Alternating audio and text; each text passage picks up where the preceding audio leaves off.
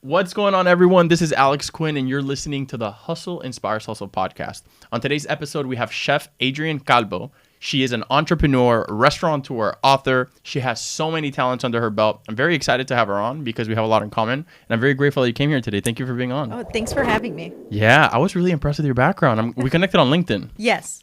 Oh, what a great one. Yeah. You have a following everywhere, though. I think that nowadays it's very important that you're visible in all platforms because that means you don't know what audiences you're tapping into. But as far as my career, everyone eats. Yeah. I love the way I was listening to some of your interviews and like looking into some of your stuff, and you started off young, and things kind of developed for you in a way that like they were meant to happen, right? So you found you were like the youngest person to write a cookbook. A cookbook. Yes. In the States? Yes, in the United States. I was 19 years old when I wrote my very first cookbook. And at the time, I was the youngest cookbook author. I don't know what it is now, but at the time, I was the youngest cookbook author. Yeah. And you made it on Montel Williams' show. Yes. It was the last show. Yeah, it was his last show before retirement. I had grown up watching like Oprah and Montel and all of these that were on. Jerry Springer was on the air. I don't know if like the newer generations know what talk shows are. Yeah. Right. I hope so. But, right. Now it's streamers. Right. Exactly. It's the same shit though. But I originally wanted to be a journalist. That was my first calling. I used to do the morning announcements in my middle school and my high school. In high school, yeah. And I thought that I was going to be telling stories. I loved writing, and I thought that was going to be like my path. I already had an English. I was an English major, and I already had a scholarship for English to a state school. Oh man! But a scheduling mistake my junior year put me into a cooking class. Who made that mistake? Who do we have to thank? Was it yours? No, it was a scheduling mistake. That used to happen. I don't know if it happens nowadays, but in high school, sometimes people had scheduling mistakes, and they would fix it. It would take 2 weeks, and your counselor would call you in and put you in the class you were supposed to be put in. But in that 2 weeks, in the waiting, Johnson & Wales comes in. Johnson & Wales is one of the premier culinary schools, comes in to do a demo. And I called that moment the lightning strike because while I was waiting to get changed, Johnson & Wales comes in, does that demo, and it was as if they were only speaking to me. To you. That's it. I was fascinated. My mouth was like open, like this is magic. I thought that if I could make people feel what I felt there, that's all I wanted to do for the rest of my life. Dude, that's crazy. Yeah. Because like imagine if it just would have gone the way it was supposed to be. We wouldn't be sitting here right now. No, I mean, I don't know Well, maybe. We'd be sitting somewhere else and talking about some other shit. Yeah. Oh, my God. Yeah. Yeah. In one day. One day changed everything for me. Look, I've talked about here on the podcast before with different guests. Like, you hear a lot of people online, oh, college this, college that, college this scam, go to college, don't go to college. Dude, and education is important. I think that people should be very careful how much they get into debt. Right. When going to school, and then also measuring how much they know they will work and like, how capable they feel of doing things. That way you don't put yourself into a bad situation. But like for you to show up to a class that you had no idea you're going to show up to, for you to fall in love with that class immediately couldn't have happened if you weren't going to school. Like, absolutely. Maybe you fell in love. Maybe you went to a restaurant, ate something. Right. It could have maybe happened in another way, but it happened like that. Yeah. And then it went on to evolve to for you to do incredible things. Your book, I saw, correct me if I'm wrong, but I saw that you wrote your book, you went on Montel's show, you started selling books because, and then you use that momentum to help you start your restaurant business. Well, to speak to what you were talking about like student loans and the debt you get into going into college, what people don't know is that culinary school costs the same as med school or law school. It's crazy. Yeah. And usually chefs come out and don't make nearly that amount of money. So I was like, how am I going to pay for culinary school? I was a Florida prepaid college kid. My parents, thank God, were like able to do that for me. But on top of that, I had a scholarship. It's a blessing. It is Bright futures. Yeah. Yes, I got it too. Exactly. So to come home that day and say, oh, Mom and Dad, I'm going to be a chef. Forget my scholarship. Now we got to start from scratch to a culinary private school. So I had private, it's a private school. Yeah. So I had to compete do culinary competitions to raise money for college. So this is a whole other story, but that's how Well, that made you better at what you do, though. Yeah, Like, so I started winning these competitions, and so that's how I started to write my first cookbook. One of Yeah. the judges he was often one of the judges in these competitions. He's like, you know what? You keep on winning. And this was at the height of molecular gastronomy. I was always the only female competing. And he's like, Really? you're winning these competitions, strangely, based solely on flavor. But flavor is ultimately what people fall in love with food with. Like, that's how you start craving things. It's Yeah. the things that taste really wonderful to you. So you chose the No. name, right? Yeah. Yes. So he goes, you need to write a book and you need to call it Maximum Flavor. And I listened to him. That's another moment that was so pivotal for me, because why would I listen? I was like 18 when this happened. I'm like, why would I listen? Why would I even think I could write a cookbook? But I did. And that's when Montel Williams calls me to my house, because at that time, people still called phones, like your home phone. Yeah, yeah. Yeah. And the producer was like, can we fly you to New York next week? I'm like, I thought it was my best friend calling me. And I would hang up on. Oh, yeah, because the caller ID or whatever, it wasn't there, right? No. So, well, it was there, was? but it was blocked. Oh, so I thought it was okay. a prank call. And I'm like, Danny, stop messing with me. Hang up. I did this 3 times. Oh, And the producer finally goes, I guess you don't want to. So we'll move on. And I'm like, wait. What? Is this for real? Yes. You thought you were getting scammed or Yeah, some shit. exactly. So that following week, I'm flown with my family to New York City, Really? hotel, flight, everything What a paid for. dream. It was a dream. And Montel Williams holds my cookbook in the air. I make this recipe that I was very nervous to Your make. Hannah Montana moment. Yeah. Jesus Christ. Yes. I decide to make scallops out of the cookbook. And I hear quickly, he may not taste the scallops. Don't be offended. He hates scallops. And I'm like, oh my gosh. I would choose the scallops. Exactly. I'm dying. I've never done a major show like this at this time. I'm 19 years old. I'm green. Like, I'm like, oh gosh.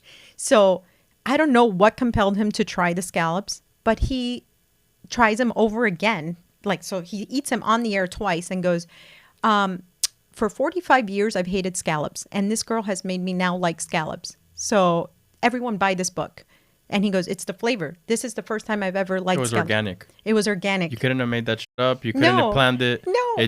It's almost like you have some divine like force like guiding you. What the hell Well, is going yes, on? I do think that God has really held me in the palm of his hand. Yeah, because those things that you're telling me are not like random shits that It's not happen to random. people. No, it's not random. It's almost like one thing leads to another, and to another. Your parents support you despite you throwing a curveball at them. Yes. Like, you get what I'm saying? Yeah. Like, it's nice to see. Yeah. It's cool to see. And it's also cool to see how you stayed true to your roots, because you always wanted to be a journalist and a writer. Yes. And like your career, you're not just a chef. Like, Yeah. you're a media personality. Yeah, So you've used that to grow your brand. So it's kind of like perfect. Well, I think that in whatever medium we choose, whatever it is, you are ultimately telling a story no matter what. So now I just do it through food. I do it through in whatever capacity food. I mean, food is involved in everything. I'm in the sports world now.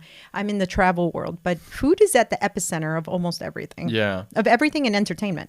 And at the time we're currently living in South Florida, Yeah. where the hospitality scene, it's where it's at and where so much attention is, there's a lot of competition, but there's also a lot of opportunity to be original and be able to Yes. connect with a lot of people and grow the brands. Well, I think that now more than ever, authenticity is important Yeah. because there's just so much, I guess, fluffery and glitz and glamour. But people that have followed me and followed my brand know like what it's taken to build it, and they've grown up with me. Yeah. I started when Instagram just opened. I started, and they followed me through competitions, through Chopped and Beat Bobby Flay, and all the adventures that this career has taken me to. Like, my followers have come along with me, and I've always stayed true to who I am. So I think that authenticity is very important now more than ever. Yeah, definitely. I agree with that. People connect with that. People are over the bullshit. Yeah, There's a lot of it online. Most of it is. So it's like exactly. you have to cut through the noise. Right. So talk to me about your businesses right now. How are they going? And like what projects are you working on? Oh, so it's so many projects. Well, the restaurant is, we just celebrated 18 years of Chef Adrianne's. So yeah, it's in restaurant years, that's basically a miracle. 7 lifetimes. Yeah, exactly. Yeah, it is, because the phases Yeah. are usually 4 to 6, and then Yeah. they rebrand If they make it. If they make it, yeah. And we're an independent restaurant, so that's also another like like anomaly. Yeah. There's no hedge fund. There's no investors. There's nothing. It's just what it is. I always say it's the people's restaurant. I am there because the people keep coming, and our loyal guests and followers have really. It's already a staple. 18 years is a fuckload of time. Yeah. Yeah. Exactly. Yeah. Congratulations. Thank you. Yeah. I just signed for my 7th cookbook. With Agate Publishers out of Chicago. So I'm working on that now. Wow. And we'll be doing a couple of surprise residencies with Chef Adrianne's. Really? Yeah. That's so crazy, man. It's pretty nuts. You know how to keep innovating and marketing, and like you could tell because I look at all your content, look at your stuff, and I'm sure a lot of this is your brains, but I'm sure a lot of it is also your leadership with the team that works with you, because you have a lot of people that work for you. Yeah. I've been very fortunate that I have very passionate, creative people behind me as well that I work with daily. Like when I leave here today, I'm meeting with them to talk about how I want the cookbook to feel. I mean, who really reads a cookbook nowadays? You have to be my mom. But like the cocktail ones. Cookbooks are coffee table books, you know. And unless you're a real like avid cookbook enthusiast, who's reading one? So I want to make one that connects with people that want to entertain or just want to look at pictures or just want to feel something when they hold the book. Maybe it's just a book that gives them the confidence. It's not boring. Exactly. It gives them the confidence to do their own thing. Maybe it's just that, you know. Super cool. Yeah. It would be cool if your book, I'm gonna throw it out because I have a book coming out in October. Congrats. It's my 3rd one. It's all about marketing. Oh, yeah. It's the most important thing nowadays. It's called How to Market Anything Online. That's a great title. I love it. I try to keep it general, right? So the idea for the book is for each chapter to teach you something different. But in the chapters, I'm putting QR codes for when things are a little complex. They could scan, it pops up a video. So maybe there's like specific recipes or specific protocols that you go through. I love that. Yeah. That would be super cool. Yeah. Just for the sake of keeping it interactive, you know? Right. But 8, you said 8 or 9? I'm 8 sorry. books? 7. 7. Has it gotten easier over time to create them? No, it's just each of them are their own special gift. Like a kid. Exactly. Yes. They've all taken their own life. They all get promoted differently and they've all evolved differently into what they are now. Like, it's funny because my 3rd book is called Maximum Flavor Social. And this was written in like the birth of social media and restaurants and chefs. So if you think about 15 years ago, nobody was following chefs or restaurants online. Very few. Not as much, no. No, at all. And now it's so cool to see that you can just follow anybody, follow the restaurants, and that's how you find out what's going on. So my book was like how you used to have to read the newspaper to find out about new chefs and dishes and restaurants. Yeah. And all of a sudden, I started posting on Facebook at that time of, hey, this is what we're doing tonight. And it caught fire. And then all of a sudden, it was like, okay, we'll post every day what we're making and behind the scenes in the kitchen. And it was nuts.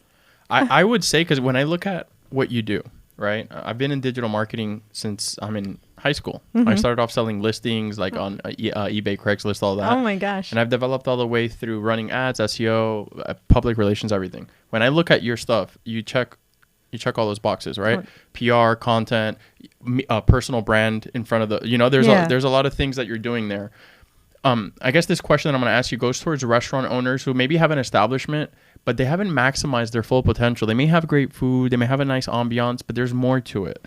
What would you say to those restaurant owners who are not putting enough attention into content creation, into publicity, into ads, into taking time out and speaking on podcasts, doing things like this that put you above what everybody else is doing? What would your advice to those people be?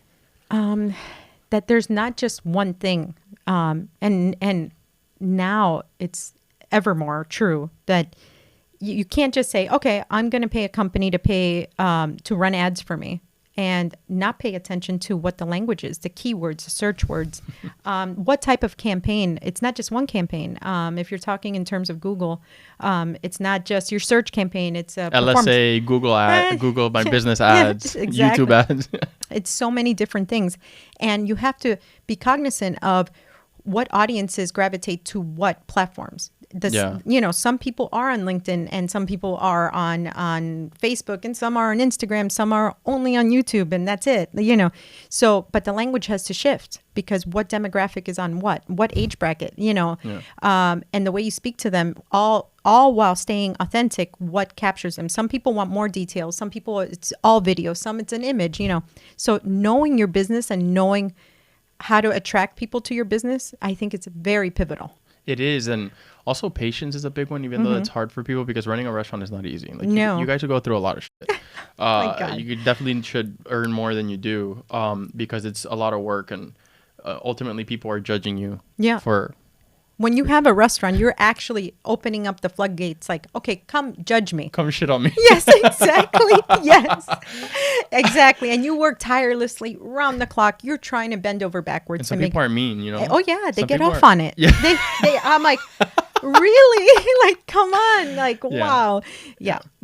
What I like to take from that is don't take the bad really bad and don't take the good really good. Just be cool. Exactly. If you're doing a good job, you're doing a good job. You're using good products, good ingredients. You train your staff well. Uno sabe, right? Yeah.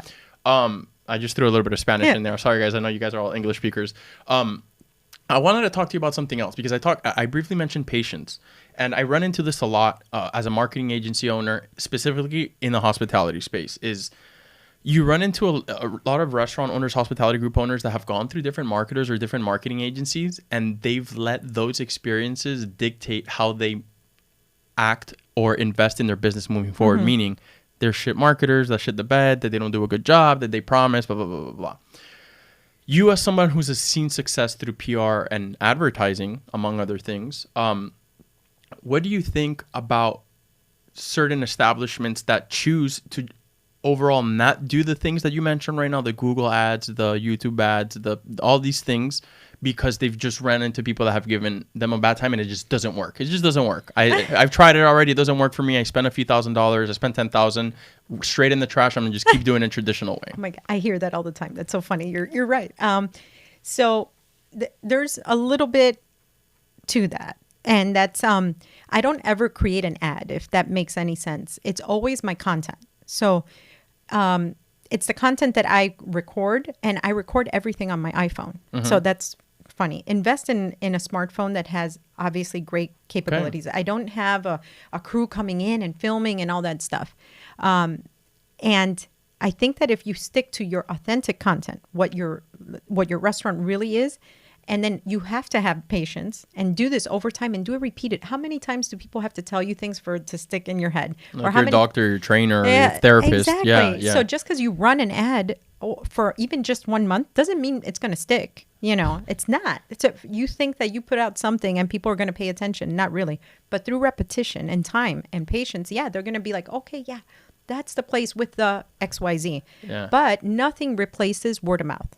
That's still king. You could run all the ads till the cows come home. But if people aren't talking about your product or coming back, then you're screwed. You're screwed. You could spend $100,000 on and it won't work. It might get people there once, but you really get an ROI, a return on investment, when you have people coming back and talking about your product. Now you combine that with the ads and you're feeding this thing that you're building. Yes, exactly. Yeah. Let's talk about PR. Okay.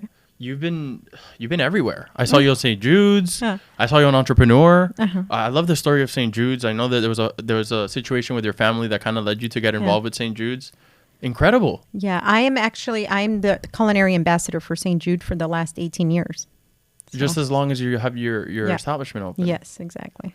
So, I'm picking up like a lot of the things that you're saying, and it's like you don't seem to be the type of person who expects instant gratification, because all of these things that you're mentioning are years upon years upon books. Yeah. You're building, you're putting like the building blocks, but you're not just doing one thing. All right, jump to the, like you continue to build on it. You build your personal brand, you build your PR. That stuff is super important to be consistent. And sometimes consistent is boring to some people, but that's what you got to do. Yeah. We live in a time of instant gratification for everything. And anything that takes time is already like, it's too much. I can't even focus to do it. They don't have the determination or the will to do it, because maybe something else seems easier. I got to tell you something, nothing's easy in whatever avenue that you choose to go down. So you do have to have patience, and if you ever really want anything that's worthwhile, you have to be willing to build it. You know, I mean, unless you come from like, you know, you have a silver spoon or whatnot, but I always think that I've been very blessed to be able to be afforded the opportunity to build something. But I'm addicted to building stuff. I like building stuff. I don't like it to be fast. And I made a promise to myself to make sure I'm enjoying that middle. You know, while I'm building it, I'm enjoying it with the people that I'm building it with every day. So when I look back on, hey, I made this many books. Well, with my team, it was so awesome. The places we went, how we shot the book, how we did, you know, the memories. Now I'm doing this thing where I'm traveling the country on a culinary tour. It's called City Cruises Live. And so we're taking people across these iconic harbors, like whether we just did Chicago and we were on the river. Now, next we go to Boston. After that, we go to Washington, D.C. We'll be in California, New York, all of that. And I go with my dad, I go with my uncles, I go with my mom, and we just have such a great time. And the people on these ships, their faces to just basically do a chef's tasting menu that's representative of the space that the area that we're in. Yeah, they're like, you know. How do your parents feel about like all of that? Like I mean, I'm pretty sure it's normal to you by now, but it's kind of abnormal what you do. Like you're a freaking famous chef traveling around with your parents, like. That is super cool. Your parents must feel great. Like, you ever think about that? Like, how do they see you when you when you're doing that shit? Because they probably still see the girl as like, oh, I want to be a chef now. What the hell are you talking about? You get what I mean? I think about that all the time when I invite my parents to stuff, because I love taking my parents to all my stuff. Me too. You know, my family. I just love that. That's what it's about, anyways. At the end of the day. Agreed. Yeah. Super cool. So look, I have some more marketing related questions I want to throw your way. Okay, so you've built a name that's known for, you know, far beyond the kitchen, but for anyone just tuning in, how would you describe yourself as a chef and what you stand for? Ooh, how would I describe myself as a chef? Wow.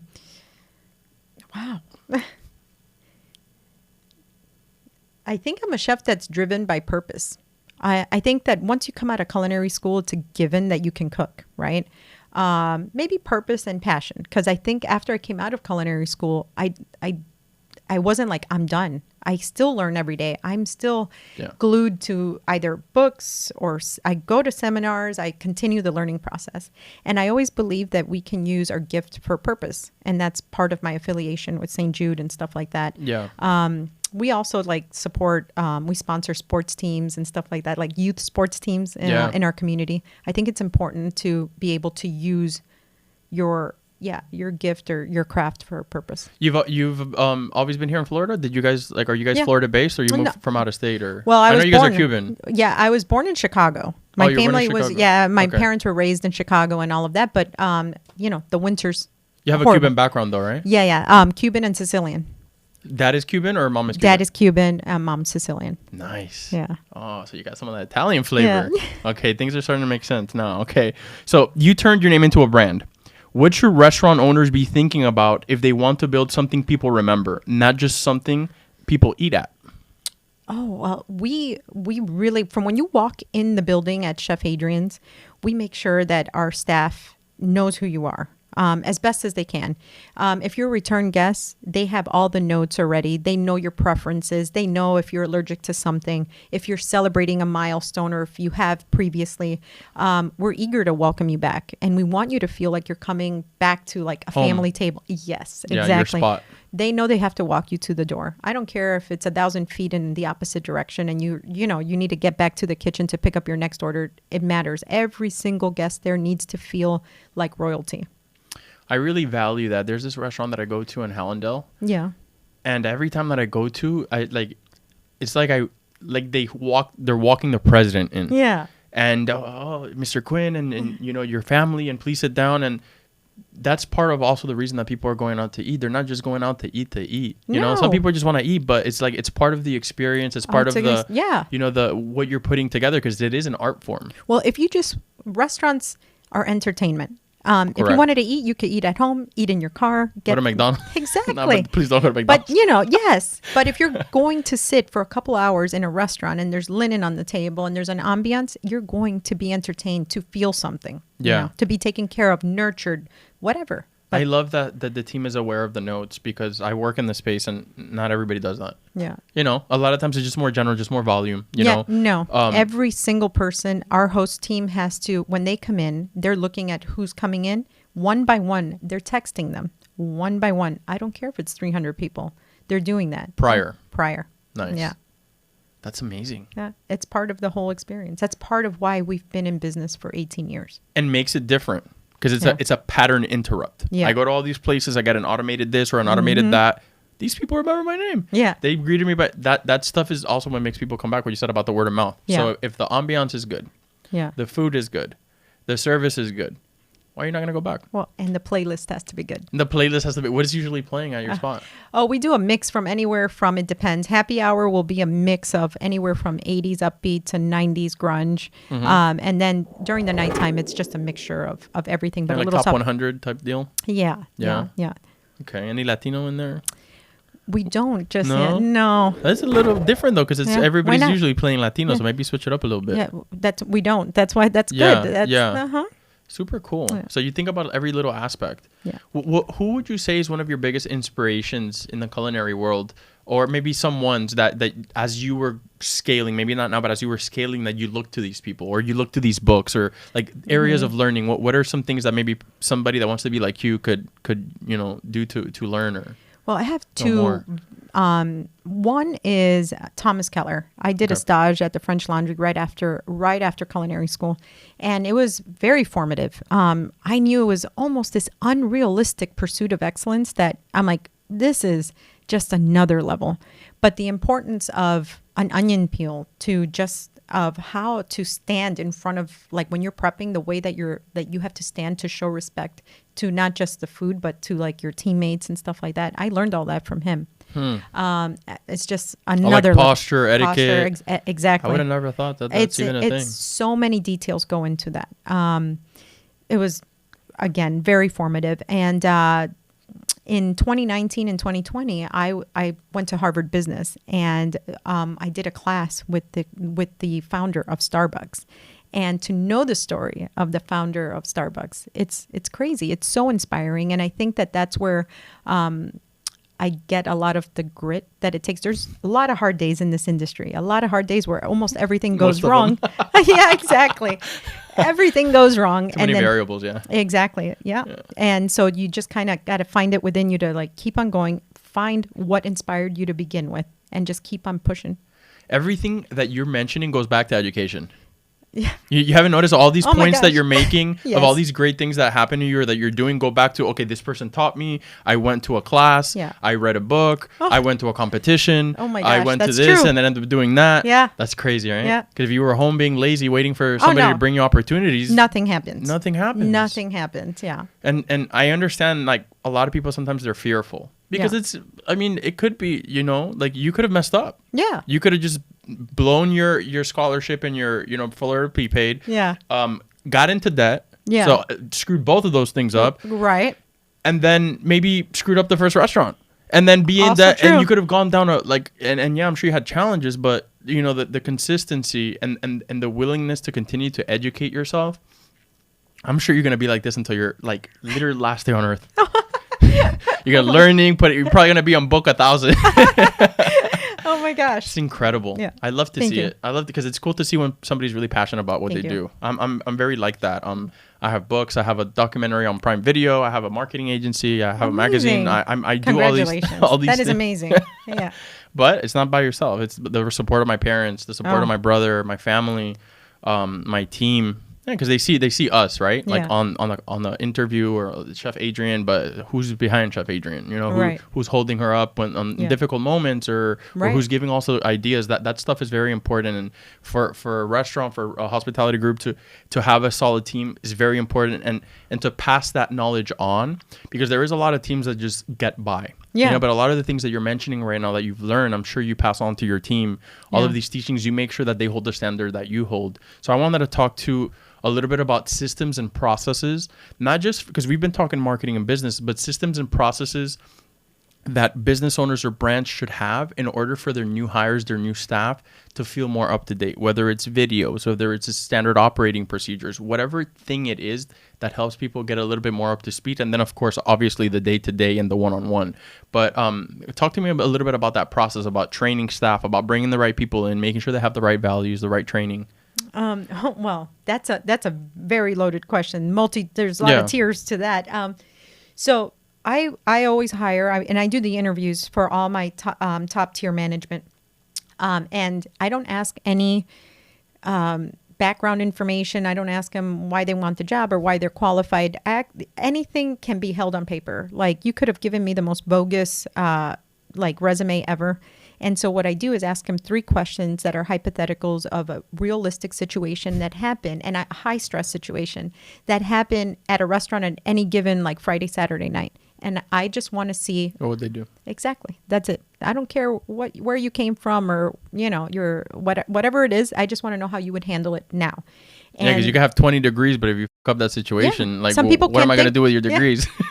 Some people can't think under pressure. And some people have never had a formal education and are quick thinkers, or they train very well, and that's what I look for. So a lot of people don't pass that test on critical thinking or thinking on their feet, or even just using kindness in hospitality. That goes a long way. People tend to forget that in hospitality because of volume, and because customers tend to be difficult sometimes. Right. I'm not going to say customers are always right, because some people just want to give you a hard time. No, there is a misconception of the customer is always right. And no, the customer is not always right. And we know that. Sometimes they are right. Sometimes they're not right. But we have to always remember that the customer is the customer. They deserve respect, but they're not always right. No, but the customer is a customer. And you're in business because of the customer. So no matter what, it all kind of circles. They're the boss. Exactly. They're the boss. So when people say cranky, but they're the boss. They're the boss. People always say, "Oh, you don't have a boss. You're Chef Adrianne." I'm like, I absolutely do. I have the biggest boss. It's the customer. But yeah, and then as far as training, I have my executive chef. Her name's Egg Sue. She's been with me since we opened day 1 at the old restaurant, so 18 years, and she's in charge of training the back of the house. So they get trained and filtered through her, and if they don't make the mark, as far as we're very specific on the way you sear something, the way you hold a pan. If you can't even hold the pan and hold the tongs at the same time, we know you've never cooked in a high volume kitchen. Yeah. If you don't know how to caramelize a product properly without burning it or leaving it undercooked, you don't have the finesse to cook with us. So you should have a T-shirt that says that. You don't have the finesse to cook with us. That's a great line. I feel like we're going to trademark that after this. I like that. I don't even know how I said that. That's a good one. I like it. Yeah. Okay. So look, you've been on TV. Yeah. You've written books. You built a following. How can restaurant owners use storytelling to make people care about their space? Oh my gosh.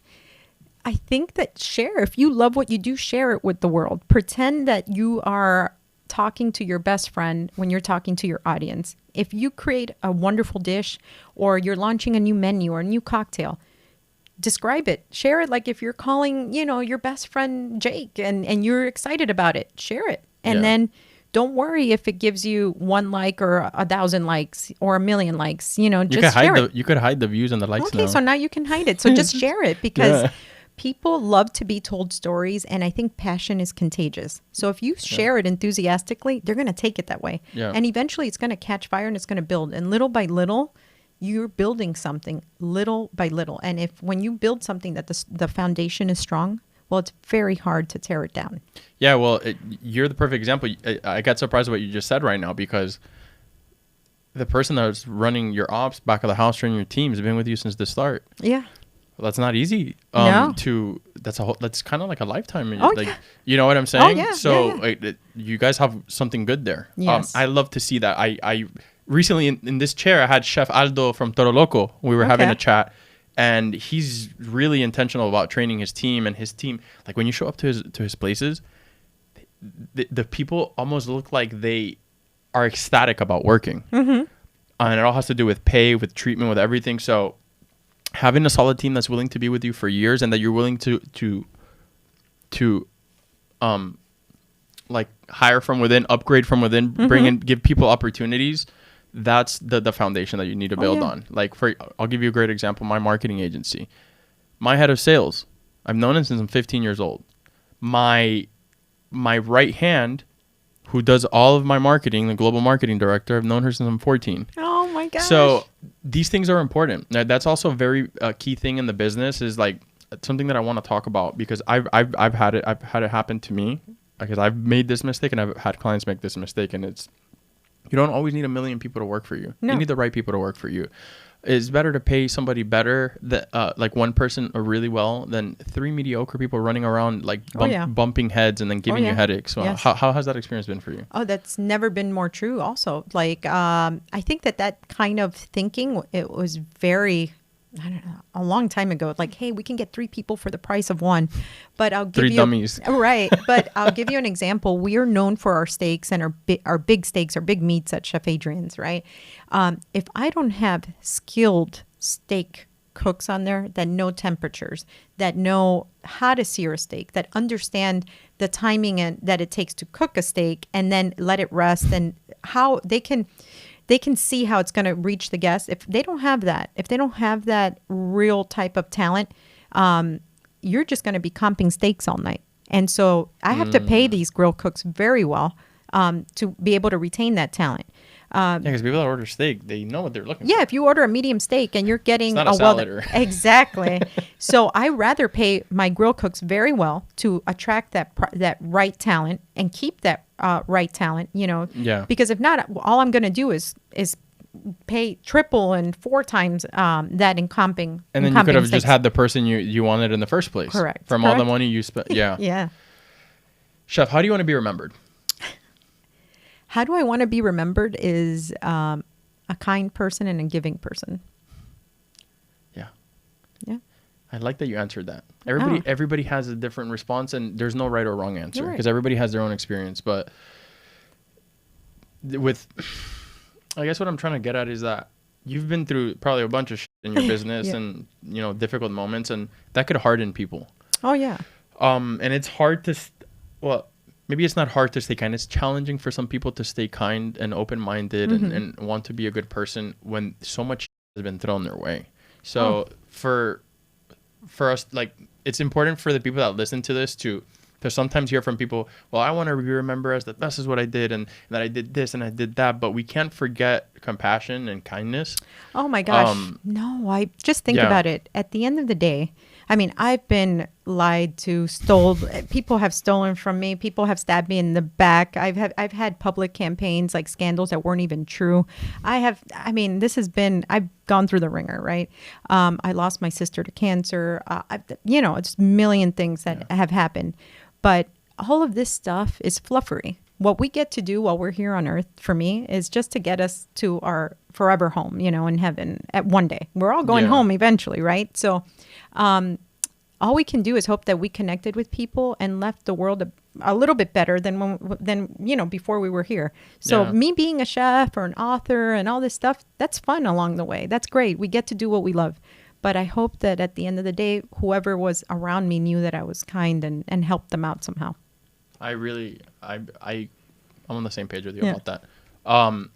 Okay, let's share socials. Okay. Where can we find you? Where can we find your businesses? Please, let it all out. And we're also going to link it on the show notes, y'all. So wherever you're listening, you like this episode, you like what you hear, you want to get one of the books, you want to engage somehow, just go to hustleandspireshustle.com/podcast, find the episode, or on YouTube, on Spotify, wherever you're at, you'll find it on the voice notes, on the show notes. But yeah, go ahead and share with us your... on socials, anything that's at Chef Adrianne. And then we're Adrienne. No, Adrianne.